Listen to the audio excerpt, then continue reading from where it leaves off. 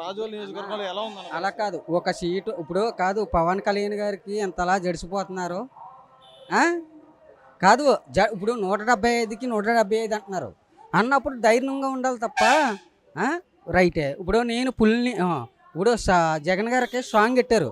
ఇప్పుడు చంద్రబాబు నాయుడు గారికి అయితే పులి నోట్లో నోరెడితే మనం తినేస్తుంది అని చెప్తున్నాడు జగన్ గారు. ఇప్పుడు జగన్ గారు పులి బిడ్డ అని ఎందుకంటున్నారు అర్థమైందన్నా. ఇప్పుడు పులి అయినప్పుడు ఇప్పుడు చంద్రబాబు నాయుడు పులి తినేస్తాడు అని అంటే జగన్ గారు కూడా పులే కదా, జనాలు కూడా అలాగే తినేస్తున్నాడు కదా, అంతే కదన్నా. రైట్ అన్న. ఇంకో విషయం వచ్చేటప్పటికే పూర్తి మద్యపానం చేసిన తర్వాత మేము ఓట్లు అడుగుతా అన్నాడు అన్న. ఏది ఏమైందన్న అన్న, మద్యపానం రోజుకో బ్రాండు తాగాల. ఇప్పుడు ఉంటామా పోతామో తెలీదు. ఆయా బానిస అయిపోయిన వాళ్ళు ఏమవుతారన్నా, దానికి తప్పదు, ఏదొస్తే తాగాలి. రోజుకో బూమ్ బూమ్ లేదా త్రిబుల్ ఆరో లేదా డబల్ ఆరో ఏయోటి వస్తాయన్నా. మాట ఇప్పుడు 15,000 అమ్మఒడి అన్నాడు. ఫస్ట్ 15,000 వేసాడు, తర్వాత 14,000 వేసాడు, తర్వాత 13,000. మాట మీద నిలబడతాను అన్న అవ్వ మనిషి 15 అన్నాక 15. డబ్బు శాశ్వతం. డబ్బు వాళ్ళు ఇస్తే అంటే పెద్దలకి ఏమంటే ఏదో పెడతానంటే అదో ఆనందం. డబ్బు కాదు. రోడ్ల పరిస్థితులు ఎలా ఉన్నాయన్నా. పవన్ కళ్యాణ్ గారు ఇప్పుడు ఆయన వచ్చిన ఏ పార్టీ మంది కాదు, ఎవరైనా సరే ఇప్పుడు ఆయన వచ్చి గమ్మ మట్టి టపటపా రోడ్లు చేస్తారు, అంతే కదన్నా. మరి అంతేనా. ఇప్పుడు మాట అన్నాక మాట. ఇప్పుడు పులి అంటే చంద్రబాబు నాయుడు అన్నాడు, ఎవరో జగన్ గారు అన్నప్పుడు పులి పాట పెట్టుకోకూడదు కదా. నేను పులి పెట్టినని పులి పెట్టి అవుతే ఆ పులే తినేస్తుంది కదా మనల్ని, అంతే అన్న. అయితే రాష్ట్రం మొత్తంలో ఏ ప్రభుత్వం వస్తుందని చెప్పండి మీరు? కూటమి వస్తుంది అన్న. కూటమి ఖాయం. మా కేంద్రం అయితే మోదీ. రైట్. ఇప్పుడు పిఠాపురంలో పవన్ కళ్యాణ్ గారు పోటీ చేస్తున్నారు, ఆయనకి ఎలా ఉండబోతుంది? 1,80,000 ఓట్లతో నగ్గుతారండి. ఓకే అన్న, కన్ఫామ్. అది 21 సీట్లు ఇచ్చారు, 24 అన్నారు. ఎందుకు తగ్గాడంటే మన గురించి తగ్గాడు ఆయన. కంపల్సరిగా 21 సీట్లు నగ్గి పెడతాడు ఆయన. ఈసారి పవన్ కళ్యాణ్ గారు గెలిపించుకుంటారా మీరు? గెలిపించుకుంటామన్నా. అంటే ఇప్పుడు సొంత రూపాయి పెట్టినోడు ఎవరున్నాడు. ఇప్పుడు ఆ రైతులు ఉన్నారు 30 ఎంతో ఖర్చు పెట్టాడు ఆయన. ఆయన సినిమా షూటింగ్లు చేసుకుని నైట్ అనగా పగడాలనగా కష్టపడి పెట్టాడు ఆయన, అవునా కదన్నా. అది అంత చేతిలో జేబులో రూపాయి తీసి పెట్టినాడు ఎవడో. మన జమ్ము మనకే పెడుతున్నారు తప్ప ఇప్పుడు ఇంటి పోనని చెత్త పోనని బోలు పనులు, అర్థమైందన్నా. మా అలాంటి పేదోడు వెళ్ళి ఏమన్నా లోన్ కావాలని అనుకో రావయ్యి. వాళ్ళకి అంటే వాళ్ళకి అనుకూలంగా ఉంటేనే పని అవుతాయి అయ్యానని, అదంతే అన్న. కంపల్సరీగా వస్తాడు. ఓకే అన్న.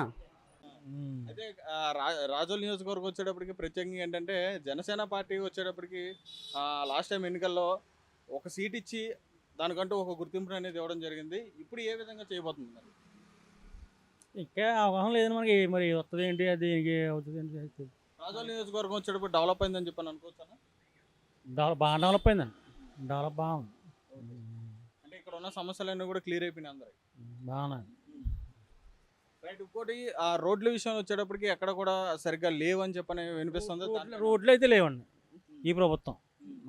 డ్రైనేజ్ సిస్టమ్ కూడా అలాగే ఉండిపోయింది, దాన్ని ఎవరో బాగు చేయలేదని చెప్పని అంటున్నారు. అది లేదండి. డ్రైనేజ్ సిస్టమ్ కూడా ఏమి లేదన్న. రోడ్లు కూడా ఏమి లేవండి. రోడ్లు పనులు చేయలేదండి. ఓకేనా. నిత్యావసరాలకు సంబంధించి అన్ని రేట్లు తగ్గినాయి అంటారా? ఏం తగ్గినాయండి, పేలిపోతుండే. మీకు తెలంగాణ ఉంది. లేదండి, డీజిల్ పెరిగిపోయి పెట్రోల్ పెరిగిపోయి మొత్తం కందిపోయి మొత్తం.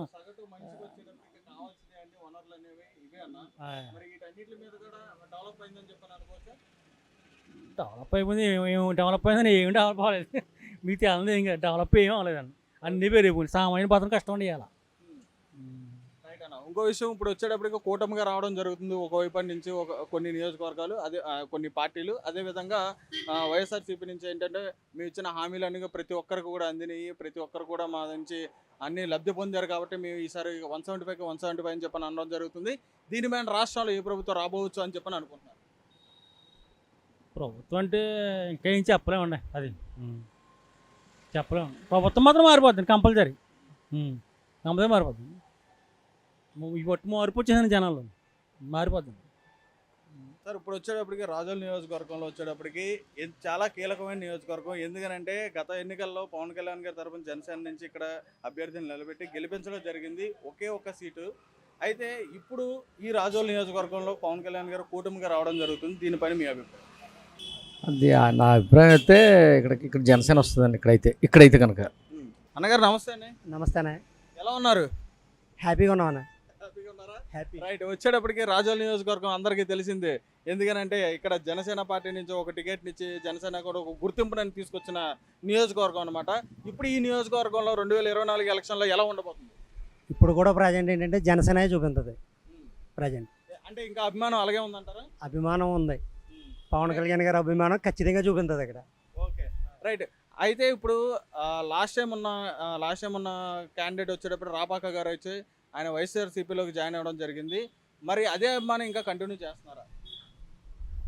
వ్యక్తిగతంగా అయితే ఆయనకి వేయరు దాని గురించి. ఇప్పుడు ఎలా అంటే ఇక్కడ జనసేన పార్టీ స్థాపించిన వాడిని బట్టి చూపిస్తారు. ఇక్కడ క్యాండిడేట్ని బట్టిగా చూసేది అది. అయితే ఇప్పుడు ఈ ఎన్నికల తర్వాత ఏ ప్రభుత్వం వస్తే రాష్ట్రం డెవలప్ అవుతుందని చెప్పని మీరు అనుకుంటున్నారు? కూటమా లేదా వైఎస్ఆర్సీపీ? కూటమి గురించే కూటమి రావాలనే చూస్తున్నారు.